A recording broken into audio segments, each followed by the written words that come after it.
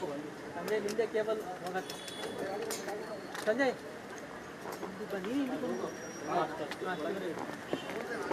ಎಲ್ಲೋ ಖುಷಿಲ್ಲೋ ಆಡೆ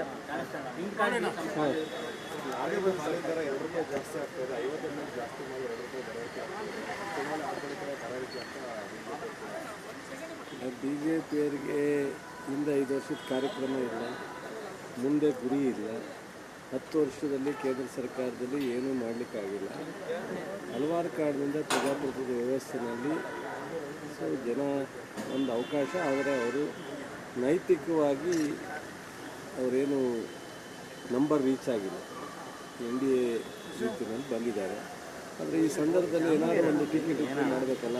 ಸರ್ಕಾರ ಅಭಿವೃದ್ಧಿ ಕೆಲಸ ಆಗಬೇಕು, ಜನಪರ ಕಾರ್ಯಕ್ರಮ ಕೊಡಬೇಕು, ಯೋಜನೆಗಳನ್ನ ಇಂಪ್ಲಿಮೆಂಟ್ ಮಾಡಬೇಕು. ಸಣ್ಣ ಪುಟ್ಟ ನಾವು ಫ್ರೀಕ್ವೆಂಟಾಗಿ ಮಾಡ್ತಕ್ಕಂಥ ಏರಿಕೆಯನ್ನು ಇತಿಮಿತಿನಲ್ಲಿ ಸರ್ಕಾರ ಮಾಡುತ್ತೆ. ಯಾವುದೇ ಇತಿಮಿತಿ ಬಿಟ್ಟು ಅವ್ರ ಥರ 70ರಿಂದ ಒಂದು 100 ರೂಪಾಯಿಗೆ ಡೀಸೆಲ್ ಹೋಗೋದು, 300ರಿಂದ 2200 ಗ್ಯಾಸ್ ಹೋಗೋದು, ಬೇಳೆ ಅಕ್ಕಿ 20ರಿಂದ 70 ರೂಪಾಯಿ ಹೋಗೋದು, ಆ ಥರ ನಮ್ಮ ಕಾಂಗ್ರೆಸ್ ಸರ್ಕಾರ, ಸಿದ್ದರಾಮಯ್ಯನವ್ರ ನೇತೃತ್ವದ ಸರ್ಕಾರ ಮಾಡಿಲ್ಲ.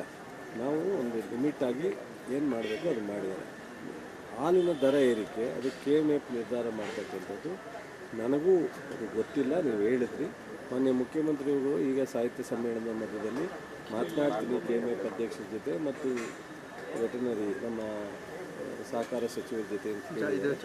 ಸೊ ಅವ್ರು ಮಾತನಾಡಿ ನಿರ್ಧಾರ ಮಾಡ್ತಾರೆ.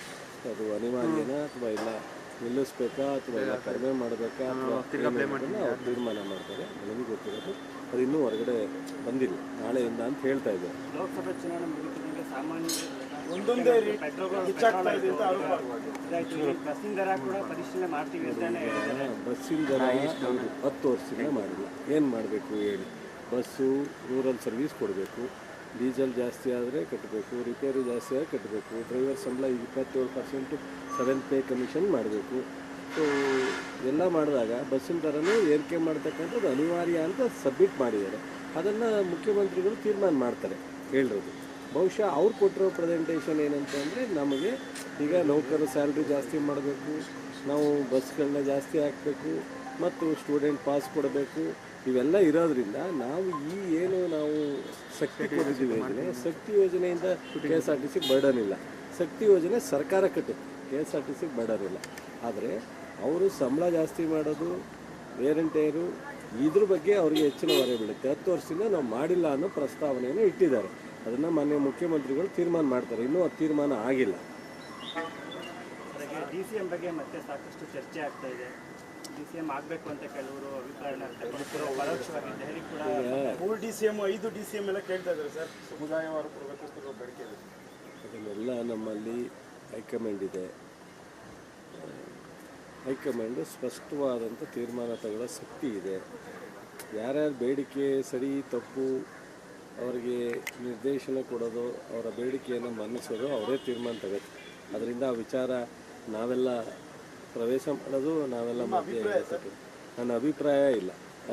ಹೈಕಮಾಂಡಿನ ತೀರ್ಮಾನ ಅದೇ ನಮ್ಮ ಅಭಿಪ್ರಾಯ ಆಗುತ್ತೆ, ನಮ್ಮ ಇದಾಗುತ್ತೆ. ನಿಮ್ಮ ಸಹೋದ್ಯೋಗಿಗಳೇ ಹೇಳ್ತಾರೆ ಸಮುದಾಯವಾರು ಆಯಿತು. ಈಗ ಅವರು ನನ್ನ ಸಹೋದ್ಯೋಗಿಯಿಂದ ಅವರಿಗೆ ನಾನು ಏನು ಹೇಳಲಿಕ್ಕೆ ಸಾಧ್ಯ ಆಗುತ್ತೆ?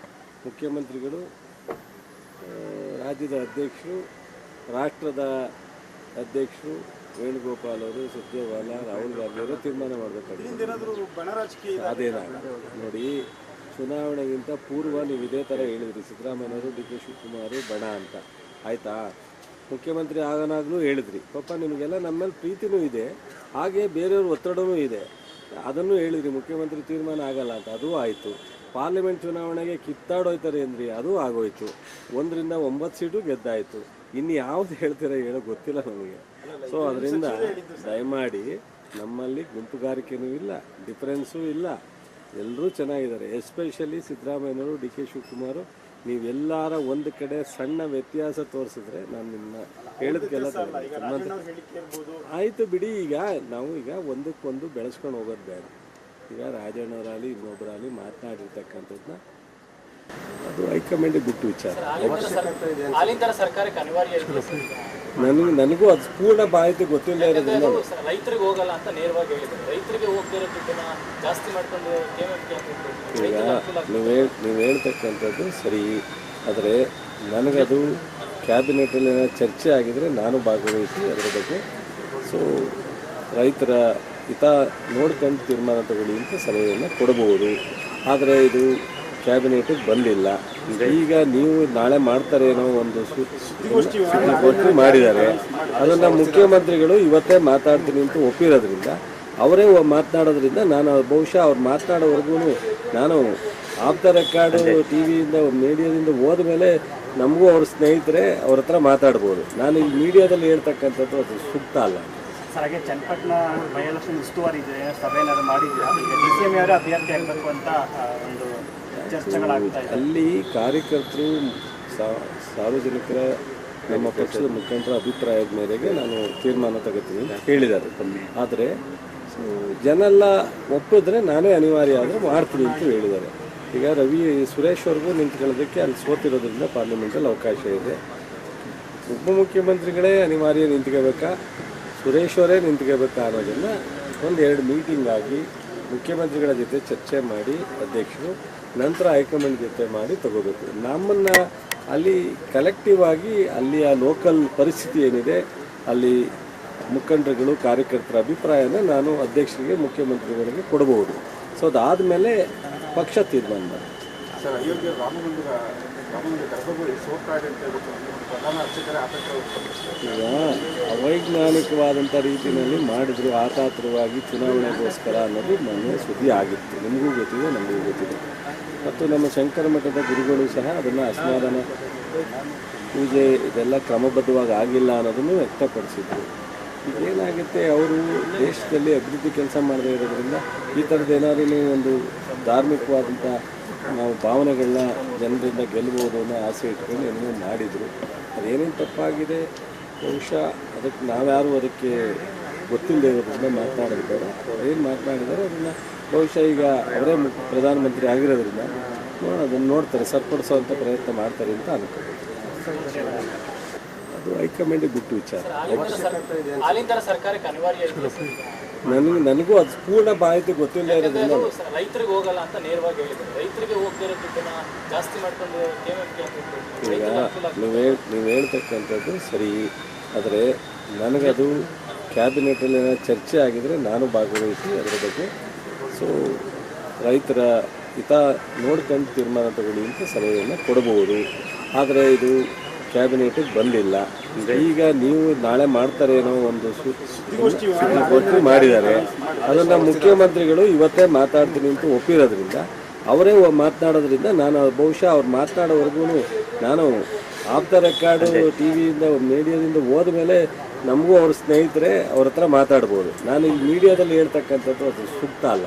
ಸರ್, ಹಾಗೆ ಚನ್ನಪಟ್ಟಣ ಬೈ ಎಲೆಕ್ಷನ್ ಉಸ್ತುವಾರಿ ಇದೆ, ಸಭೆ ಏನಾದ್ರು ಮಾಡಿದ್ದೀರಾ? ಈಗ DCM ಅವರೇ ಅಭ್ಯರ್ಥಿ ಆಗಬೇಕು ಅಂತ ಒಂದು ಚರ್ಚೆಗಳಾಗ್ತಾ ಇದೆ. ಅಲ್ಲಿ ಕಾರ್ಯಕರ್ತರು ಸಾರ್ವಜನಿಕರ ನಮ್ಮ ಪಕ್ಷದ ಮುಖಂಡರ ಅಭಿಪ್ರಾಯದ ಮೇರೆಗೆ ನಾನು ತೀರ್ಮಾನ ತಗೋತೀನಿ ಅಂತ ಹೇಳಿದ್ದಾರೆ. ಆದರೆ ಜನೆಲ್ಲ ಒಪ್ಪಿದ್ರೆ ನಾನೇ ಅನಿವಾರ್ಯ ಆದರೆ ಮಾಡ್ತೀನಿ ಅಂತ ಹೇಳಿದ್ದಾರೆ. ಈಗ ಸುರೇಶ್ ಅವ್ರಿಗೂ ನಿಂತ್ಕೊಳ್ಳೋದಕ್ಕೆ ಅಲ್ಲಿ ಸೋತಿರೋದ್ರಿಂದ ಪಾರ್ಲಿಮೆಂಟಲ್ಲಿ ಅವಕಾಶ ಇದೆ. ಉಪಮುಖ್ಯಮಂತ್ರಿಗಳೇ ಅನಿವಾರ್ಯ ನಿಂತ್ಕೋಬೇಕಾ, ಸುರೇಶ್ ಅವರೇ ನಿಂತ್ಕೋಬೇಕಾ ಅನ್ನೋದನ್ನು ಒಂದೆರಡು ಮೀಟಿಂಗ್ ಆಗಿ ಮುಖ್ಯಮಂತ್ರಿಗಳ ಜೊತೆ ಚರ್ಚೆ ಮಾಡಿ ಅಧ್ಯಕ್ಷರು ನಂತರ ಹೈಕಮಾಂಡ್ ಜೊತೆ ಮಾಡಿ ತಗೋಬೇಕು. ನಮ್ಮನ್ನು ಅಲ್ಲಿ ಕಲೆಕ್ಟಿವ್ ಆಗಿ ಅಲ್ಲಿಯ ಲೋಕಲ್ ಪರಿಸ್ಥಿತಿ ಏನಿದೆ ಅಲ್ಲಿ ಮುಖಂಡರುಗಳು ಕಾರ್ಯಕರ್ತರ ಅಭಿಪ್ರಾಯನ ನಾನು ಅಧ್ಯಕ್ಷರಿಗೆ ಮುಖ್ಯಮಂತ್ರಿಗಳಿಗೆ ಕೊಡಬಹುದು. ಸೊ ಅದಾದಮೇಲೆ ಪಕ್ಷ ತೀರ್ಮಾನ ಮಾಡಿ. ಸರ್, ಅಯೋಧ್ಯೆ ರಾಮಮಂದಿರ ಗರ್ಭಗುಡಿ ಸೋಕಾಡಿ ಅಂತ ಪ್ರಧಾನ ಅರ್ಚಕರೇ ಈಗ ಅವೈಜ್ಞಾನಿಕವಾದಂಥ ರೀತಿಯಲ್ಲಿ ಮಾಡಿದ್ರು, ಆತಾತ್ರವಾಗಿ ಚುನಾವಣೆಗೋಸ್ಕರ ಅನ್ನೋದು ಮೊನ್ನೆ ಸುದ್ದಿ ಆಗಿತ್ತು. ನಿಮಗೂ ಗೊತ್ತಿದೆ, ನಮಗೂ ಗೊತ್ತಿದೆ. ಮತ್ತು ನಮ್ಮ ಶಂಕರ ಮಠದ ಗುರುಗಳು ಸಹ ಅದನ್ನು ಅಸಮಾಧಾನ ಪೂಜೆ ಇದೆಲ್ಲ ಕ್ರಮಬದ್ಧವಾಗಿ ಆಗಿಲ್ಲ ಅನ್ನೋದನ್ನು ವ್ಯಕ್ತಪಡಿಸಿದ್ರು. ಈಗೇನಾಗುತ್ತೆ, ಅವರು ದೇಶದಲ್ಲಿ ಅಭಿವೃದ್ಧಿ ಕೆಲಸ ಮಾಡದೇ ಇರೋದ್ರಿಂದ ಈ ಥರದ್ದು ಏನಾದ್ರೂ ಒಂದು ಧಾರ್ಮಿಕವಾದಂಥ ನಾವು ಭಾವನೆಗಳನ್ನ ಜನರಿಂದ ಗೆಲ್ಲಬಹುದು ಅನ್ನೋ ಆಸೆ ಇಟ್ಕೊಂಡು ಏನೋ ಮಾಡಿದರು. ಅದೇನೇನು ತಪ್ಪಾಗಿದೆ ಬಹುಶಃ ಅದಕ್ಕೆ ನಾವ್ಯಾರು ಅದಕ್ಕೆ ಗೊತ್ತಿಲ್ಲದೆ ಇರೋದ್ರಿಂದ ಮಾತನಾಡೋದು ಬೇಡ.